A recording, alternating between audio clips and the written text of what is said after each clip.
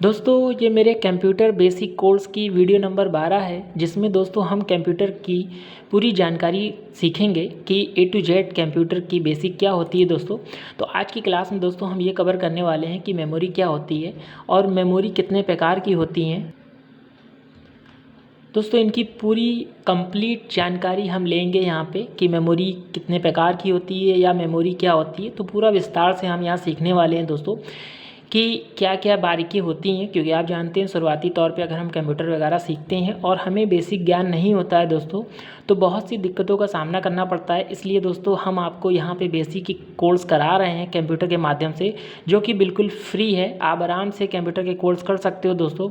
तो दोस्तों अगर दोस्तों ये वीडियो आपको पसंद आए तो दोस्तों लाइक ज़रूर करें आप, क्योंकि आपके एक लाइक से ही हमें मोटिवेट मिलता है दोस्तों। और दोस्तों इस वीडियो को अपने दोस्तों में ज़रूर शेयर करें ताकि उन्हें भी ये चीज़ें सीखने का मौका मिले और उन्हें भी ये जानकारी मिल जाए। और दोस्तों अगर आप मेरे चैनल से जुड़कर पढ़ना चाहते हैं, बिल्कुल फ्री में ही पढ़ाया जा रहा है। अगर आप जुड़ के पढ़ना चाहते हैं दोस्तों तो मेरे चैनल को सब्सक्राइब कर लें, और सब्सक्राइब करना बिल्कुल ही फ्री है दोस्तों। तो दोस्तों आइए चलते हैं, सीखते हैं। तो दोस्तों हेलो दोस्तों, नमस्कार, स्वागत है आप सबका मेरे लकी गुरु स्मार्ट क्लास में। तो दोस्तों आज की क्लास में हम यहाँ पे बात करने जा रहे हैं कि मेमोरी क्या है दोस्तों। तो मेमोरी क्या है? तो मेमोरी या कंप्यूटर की स्टोरेज यूनिट है या कंप्यूटर का महत्वपूर्ण हिस्सा होता है। इसमें हम डाटा, प्रोग्राम आदि को स्टोर करके रख सकते हैं दोस्तों। तो दोस्तों आप आमतौर पे जानते हैं कि मेमोरी क्या होती है। मेन दिमाग होती है कंप्यूटर का। जैसे कि दोस्तों हम लोग के दिमाग में क्या होता है, जो भी हम लोग ये डाटा यूज़ करते हैं वो हम देखिए माइंड में क्या करते हैं, स्टोर कर लेते हैं। इसी तरीके से कंप्यूटर भी क्या करता है, जो भी डेटा पे काम करता है वो अपने अंदर क्या करता है, स्टोर कर लेता है। फिर वो बाद में उस डेटा का प्रयोग कर सकता है दोस्तों। तो इसे ही मेमोरी कहते हैं दोस्तों। ये कई यूनिटों में बांटी गई है दोस्तों, जैसे कि देखिए बाइट में बांटी गई है, किलोबाइट में बांटी गई है, मेगाबाइट है, गीगाबाइट है एवं टेराबाइट में बांटी गई है। तो दोस्तों सबसे छोटी जो यूनिट होती है वो है मेरी बाइट में बांटी गई है, सबसे छोटी यूनिट में। और जो सबसे बड़ी यूनिट में बांटी गई है वो टेराबाइट में बांटी गई है। ये कहीं ना कहीं क्वेश्चन आपको एग्ज़ाम पे देखने को मिल जाता है दोस्तों। तो दोस्तों यहाँ से आपको क्लियर हो गया होगा कि मेमोरी क्या होती है। तो मेमोरी क्या है दोस्तों, बस आप सिंपल तौर पे ये याद रखिए कि मेमोरी एक कंप्यूटर का मेन हिस्सा होता है, जिसके बिना कंप्यूटर चलाना बिल्कुल ही मुमकिन नहीं होता है दोस्तों। तो इसे ही मेमोरी कहते हैं।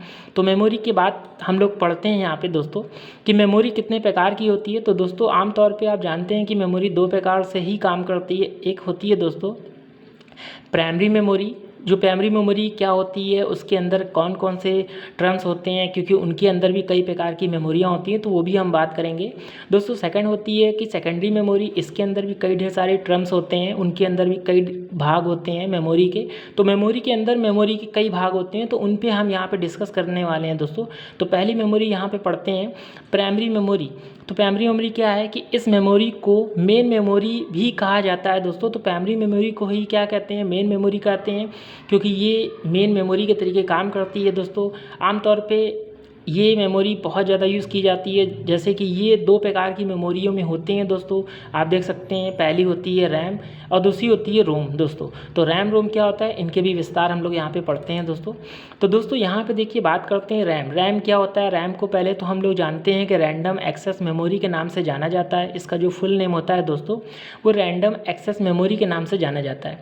ये आपको कहीं ना कहीं एग्ज़ाम में देखने को बहुत कई बार पूछे जाते हैं, ये क्वेश्चन आपको देखने को मिलेगा दोस्तों। इसको कंप्यूटर की मुख्य मेन मेमोरी कहा जाता है, क्योंकि ये कंप्यूटर की मेन मेमोरी होती है, मुख्य मेमोरी होती है। या अस्थायी मेमोरी होती है, जिसमें स्टोर डाटा कंप्यूटर बंद होने पर डिलीट हो जाता है, जिसको दोबारा प्राप्त नहीं किया जा सकता है दोस्तों। रैम ऐसी मेमोरी होती है कि आप जब भी कोई काम करते हो और अगर आपकी लाइट वगैरह चली जाती है तो वो डाटा आपको दोबारा नहीं मिल सकता, क्योंकि रैम एक स्थायी मेमोरी नहीं होती दोस्तों। तो दोस्तों या वोल्टेल मेमोरी भी कहते हैं इसको, वोल्टेल मेमोरी भी कहा गया है। यह एक सेमीकंडक्टर और फ्लिप फ्लॉप से मिलकर बनी मेमोरी होती है दोस्तों। यह कई प्रकार की होती है, यानी कि जो रैम होती है, रैम देखिए दोस्तों यहाँ पे कई प्रकार की होती है। यहाँ पे दिया भी है मैंने SRAM और DRAM ETC और भी मेमोरी होती हैं, जैसे कि यहाँ पे SRAM मेमोरी और DRAM मेमोरी, ये रैम के प्रकार होते हैं दोस्तों, क्योंकि मेमोरी के अंदर मेमोरी के कई भाग टुकड़े जुड़े होते हैं। तो दोस्तों बात करते हैं यहाँ पे SRAM क्या होता है। इसका जो पूरा नाम होता है दोस्तों स्टैटिक रैंडम एक्सेस मेमोरी होता है दोस्तों, क्योंकि ये क्वेश्चन कई बार एग्ज़ाम में पूछे गए हैं दोस्तों, तो इनको आप ज़रूर नोट कर लें कहीं ना कहीं नोटबुक में, क्योंकि ये बहुत ज़्यादा पूछे जाते हैं क्वेश्चन। यह फ्लिप फ्लॉप से मिलकर बनी होती है, इसलिए यह काम रिफ्रेश होती है, यानी कि ये बहुत ही कम रिफ्रेश होती है मेमोरी, क्योंकि जो हम काम करते हैं वो रिफ्रेश ज़्यादा नहीं होती है। ये ऐसी मेमोरियाँ होती हैं SRAM। और DRAM कौन सी मेमोरी होती है, तो इनका जो पूर्ण नाम होता है, पूरा नाम तो डायनामिक रैंडम एक्सेस मेमोरी होता है, क्योंकि ये भी आपको कहीं ना कहीं देखने को एग्ज़ाम में मिलेगा दोस्तों। यह मेमोरी जल्दी क्या होती है, रिफ्रेश होती है, यानी बदलती है। रिफ्रेश मतलब होता है बदलना, यानी कि जैसे आप देखे होंगे आमतौर पे जैसे मैच वगैरह आप देखते हो तो स्कोर वगैरह क्या होता है कि अपने आप जल्दी बदलता रहता है, यानी रिफ्रेश होता है। तो ऐसी कंडीशन में वहाँ पे जो मेमोरी लगी होती है वो DRAM लगी होती है, और जो हम लोग आमतौर पर काम करते हैं दोस्तों तो वहाँ पर SRAM लगी होती है मेमोरी, क्योंकि वो जल्दी नहीं बदलती है, क्योंकि हम उसको कार्य करना चाहते हैं तो ही बदलते हैं। और DRAM क्या करती है, जल्दी रिफ्रेश होती रहती है दोस्तों। ये अंक सैकड़ों में हजारों बार क्या करती है, रिफ्रेश करती रहती है, ये कई बार रिफ्रेश करती रहती है दोस्तों। नेक्स्ट मेमोरी हम लोग यहाँ पे बात करते हैं कि रोम क्या होती है दोस्तों। तो दोस्तों यहाँ पे रोम का पहले तो फुल नेम जानते हैं कि रीड ओनली मेमोरी, क्योंकि ये एग्ज़ाम में कई बार पूछे जाते हैं, पूछा हुआ क्वेश्चन है, कई बार आता है दोस्तों। तो रोम का जो पूरा नाम होता है रीड ओनली मेमोरी के नाम से जाना जाता है इसको। यह कंप्यूटर की प्राइमरी मेमोरी होती है, यानी कि जो ये रोम है ये प्राइमरी मेमोरी का ही हिस्सा होता है दोस्तों। यह स्थायी मेमोरी होती है, ये पूर्ण रूप से स्थायी होती है दोस्तों। मतलब आप जो भी काम करते हो, लाइट जैसे चली जाती है अचानक, तो आप जब कंप्यूटर खोलते हो तो वो आपको डेटा क्या करता है, मिल जाता है, तो वो मेरा रोम मेमोरी में स्थित हो जाता है दोस्तों। इसमें कंप्यूटर को स्टार्ट करने की सेटिंग होती है दोस्तों। इस मेमोरी में स्टार्ट करने की सेटिंग होती है, यह 3 प्रकार की होती है, यानी कि जो रोम है वो कई प्रकार की मेमोरी होती हैं, जैसे कि PROM, EPROM और EEPROM। ये क्या होते हैं, तो इनके बारे में भी हम लोग विस्तार से समझते हैं दोस्तों। तो बात करते हैं दोस्तों, यहाँ पे हम लोग PROM की बात करते हैं कि PROM क्या होता है। इसका पूरा नाम होता है प्रोग्रामेबल रीड ओनली मेमोरी दोस्तों। इस चिप में एक बार दोस्तों, ये आपको नाम कई बार एग्ज़ाम में पूछे गए हैं क्वेश्चन, क्योंकि ये एग्ज़ाम में कई बार पूछे जाते हैं, तो इनको आप ज़रूर नोट कर लें दोस्तों। प्रोग्राम स्टोर किया जा सकता है यदि उसमें कोई एरर होने पर उसमें कोई सुधार नहीं किया जा सकता है दोस्तों। PROM ऐसा होता है कि इसमें कोई भी सुधार नहीं किया जा सकता अगर एरर हो जाता है दोस्तों। बात करते हैं EPROM क्या होता है दोस्तों, तो इसका पूरा नाम होता है erasable programmable read only memory. इस चिप में स्टोर प्रोग्राम में सुधार किया जा सकता है दोस्तों। तो ये फुल नेम इसका कई बार पूछा गया है दोस्तों कि EPROM का फुल नेम क्या होता है। तो दोस्तों यहाँ पे बात करते हैं नेक्स्ट EEPROM का। इसका पूरा नाम क्या होता है, electronic erasable program read only memory दोस्तों यहाँ पे रीड होना चाहिए था और यहाँ ओनली होना चाहिए था, मिस्टेक हो गया, आप सही कर लीजिएगा दोस्तों। इस चिप में EPROM की समस्या को दूर किया गया है। आजकल के मदरबोर्ड में इसी रोम का प्रयोग किया जा रहा है दोस्तों। आजकल के जो मदरबोर्ड हैं उसमें EEPROM का ही प्रयोग किया जा रहा है दोस्तों। तो यहाँ तक आपको समझ में आया होगा कि रोम क्या होता है और EPROM क्या होता है और PROM क्या होता है दोस्तों। तो दोस्तों बात करते हैं सेकेंडरी मेमोरी क्या होती हैं। तो यहाँ पे हम लोग बात करते हैं सेकेंडरी मेमोरी को ऑक्सिलरी मेमोरी भी कहा जाता है। ऑक्सिलरी दोस्तों सेकेंडरी मेमोरी को कभी कभी सेकेंडरी मेमोरी जो होती है वो उसको ऑक्सिलरी मेमोरी भी कहा जाता है।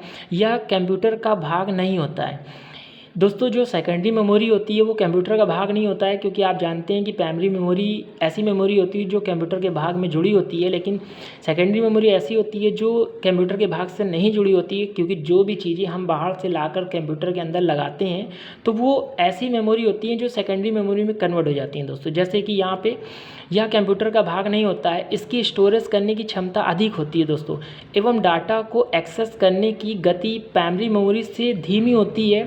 इसमें स्टोर किया गया डाटा हमेशा रहता है दोस्तों। मतलब जैसे कि आप क्या है कि प्राइमरी मेमोरी के तहत, जैसे यहाँ पे देखिए कई प्रकार के मैंने यहाँ पे मेमोरी दी हैं एग्जांपल के तौर पे।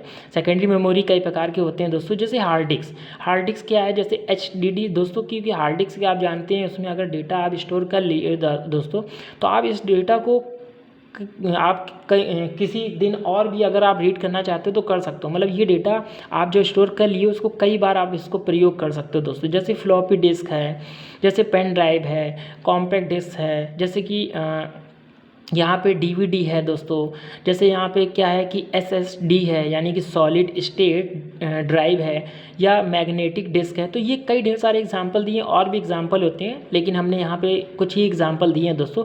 इन एग्जांपल के माध्यम से भी समझते हैं। आइए चलते हैं, आपको सिखाते हैं कि दोस्तों यहाँ पे हार्ड डिस्क क्या होती है। तो सबसे पहले तो इसका फुल नेम जानते हैं, क्योंकि ये एग्जाम में बहुत पूछे जाते हैं क्वेश्चन कि HDD का फुल नेम क्या होता है। तो इसको याद कर लीजिए, हार्ड डिस्क ड्राइव, यानी कि इसको कहते हैं हार्ड डिस्क ड्राइव। यह एक डिस्क स्टोरेज ड्राइव है, और यह एक बड़ी स्टोरेज होती है दोस्तों। ये ड्राइव होती है, इसकी स्टोर करने की क्षमता बहुत अधिक होती है। अक्सर कंप्यूटर या फिर लैपटॉप में आपने देखा होगा TB यानी टेराबाइट के रेंज में देखने को मिलता है। मतलब आप जानते हैं कि जो हार्ड डिस्क है ये बहुत बड़ी स्टोरेज डिवाइस होती है, जिसमें ज़्यादा डाटा स्टोर किया जा सकता है, इसीलिए इसको सेकेंडरी मेमोरी के तहत कहा गया है दोस्तों। तो बात करते हैं यहाँ पे कि फ्लॉपी डिस्क क्या होता है, जिसको शॉर्ट फॉर्म में दोस्तों हम लोग FDD के नाम से जानते हैं। इस स्टोरेज डिवाइस का इस्तेमाल पहले के समय में बहुत ज़्यादा होता था दोस्तों। पहले फ्लॉपी क्या होती थी दोस्तों, पहले बहुत ज़्यादा इसका प्रयोग होता था, लेकिन इस समय इसका प्रयोग नहीं हो रहा है, क्योंकि आजकल फ्लॉपी को ही नहीं चला रहा है। क्योंकि आप जानते हैं आजकल डिजिटल ज़माना हो गया है, हर चीज़ नेट पे कनेक्ट हो गया है दोस्तों। और आजकल हम लोग फ्लॉपी वगैरह नहीं चला के यूज़ कर रहे हैं, आजकल हम लोग पेन ड्राइव वगैरह ज़्यादा यूज़ हो रही है दोस्तों, क्योंकि ये पोर्टेबल होते थे पहले, यानी कि और ये HDD के मुकाबले काफ़ी सस्ते भी होते थे पहले, लेकिन ये HDD के मुकाबले काफ़ी धीमे होते थे। मतलब इनके में कम स्टोरेज होती थी, ज़्यादा स्टोरेज नहीं होती थी कि फ्लॉपी में। तो दोस्तों इसलिए आजकल तो फ्लॉपी नहीं चला, लेकिन ये एग्ज़ाम में क्वेश्चन बहुत पूछते हैं, तो इनको ज़रा आप नोट कर लीजिएगा। बात करते हैं यहाँ पे पेन ड्राइव क्या होती है दोस्तों। तो पेन ड्राइव को हम लोग जो जानते हैं USB फ्लैश ड्राइव के नाम से भी जानते हैं दोस्तों। तो USB जो फ्लैश ड्राइव होती है उसको हम लोग पेन ड्राइव के नाम से जानते हैं। इसका ज़्यादातर काम डेटा को स्टोर करने और एक डिवाइस से दूसरी डिवाइस में ट्रांसफ़र करने के लिए इस्तेमाल किया जाता है दोस्तों। पेन ड्राइव क्या होता है, ज़्यादातर दोस्तों पेन ड्राइव का लोग इस्तेमाल किस लिए करते हैं, तो ज़्यादातर इसमें डेटा को रखने के लिए इस्तेमाल किया जाता है। क्योंकि आप जानते हैं कि ड्राइव जो पेन ड्राइव होता है, आजकल डिजिटल ज़माने में पेन ड्राइव का प्रयोग बहुत ज़्यादा हो रहा है, क्योंकि आजकल लोग इसमें ही डेटा रखते हैं। और एक स्थान से दूसरे स्थान, यानी कि आपको कहीं पे भी ले जाना हो, आप पेन ड्राइव में डेटा ले लीजिए और जाकर वहाँ पे तुरंत आप स्टोर कर लीजिए। तो आजकल इसका आसान हो गया तरीका, इसलिए लोग पेन ड्राइव का ज़्यादा प्रयोग कर रहे हैं। इसका इस्तेमाल बहुत ज़्यादा इस समय हो रहा है मार्केट में दोस्तों। 2 GB से लेकर 12 GB तक पेन ड्राइव बड़ी आसानी से मिल जाता है। इससे बड़ी भी GB का भी पेन ड्राइव मिल जाता है, लेकिन क्या है उसके लिए हमें अपनी बड़ी मार्केट में जाना पड़ता है, क्योंकि हमारी छोटी मार्केट में इतनी ही अवेलेबल होती हैं पेन ड्राइवें। आप अगर इससे बड़ी भी लेना चाहते हो तो बड़ी अपनी मार्केट में जाकर वहाँ से स्टोर ले सकते हो दोस्तों। तो बात करेंगे दोस्तों यहाँ पे कि यहाँ पे CD, तो CD का फुल नेम बहुत पूछा गया है एग्ज़ाम में कि इसका फुल नेम होता है कॉम्पैक्ट डिस्क। तो इसका फुल नेम हम लोग दोस्तों कॉम्पैक्ट डिस्क के नाम से जानते हैं। और इसमें डेटा को स्टोर करने की क्षमता ज़्यादा से ज़्यादा 700 MB होती है दोस्तों। मतलब CD जो होता है उसमें ज़्यादा स्टोर करने की क्षमता नहीं होती है दोस्तों, क्योंकि आप जानते हैं पहले CD बहुत लोग यूज़ करते थे पिक्चर वगैरह, गाने वगैरह लेने के लिए, डेटा भी ले लेते थे उसमें। लेकिन आजकल आप जानते हैं कि डिजिटल ज़माना हो गया है, तो CD वगैरह का काम नहीं है। तो मैंने तो नहीं देखा है इस समय कि कोई भी इसका यूज़ कर रहा है दोस्तों। तो हो सकता है लोग कर रहे हों, तो मैंने तो नहीं देखा। तो इसमें ज़्यादा स्टोर नहीं किया जा सकता था, केवल 700 MB का ही डेटा लिया जा सकता था दोस्तों। बात करेंगे नेक्स्ट मेमोरी की, सॉलिड स्टेट ड्राइव, यानी कि जिसको शॉर्ट फॉर्म में कहते हैं SSD। मतलब SSD जो दोस्तों हम लोग लगाते हैं, ये SSD के ये HDD के मुकाबले काफ़ी फास्ट होती है और कोई भी काम को कंप्यूटर में जल्दी से रन कराती है, यानी कि रन मतलब एक्सेस कराती है दोस्तों, या बिजली की खपत भी कम करती है। मतलब जो आजकल कंप्यूटर जो आजकल आ रहे हैं डिजिटल वाले कंप्यूटर दोस्तों, तो उसमें दोस्तों आजकल कोई भी HDD नहीं लगा रहा है, SSD लगा रहा है। SSD दोस्तों क्यों लगाता है? क्योंकि आजकल SSD का ज़माना है। उससे क्या होता है, कंप्यूटर बहुत फास्ट हो जाता है। अगर आप भी कोई कंप्यूटर ले रहे हो दोस्तों, तो आप उसमें HSD को देख लीजिएगा कि उसमें SSD हो, क्योंकि SSD वाला ही आप कंप्यूटर लीजिएगा, क्योंकि उसमें उसकी स्पीड क्या होती है, थोड़ा सा फास्ट होती है दोस्तों। तो बात करेंगे, और ये बिजली भी थोड़ी सी कम खपत करती है। बात करेंगे दोस्तों यहाँ पे DVD क्या होता है, DVD का फुल नेम क्या होता है, कई बार एग्जाम में पूछे गए हैं दोस्तों, तो इनकी बात करेंगे। इसको फुल नेम के नाम से जानते हैं दोस्तों, डिजिटल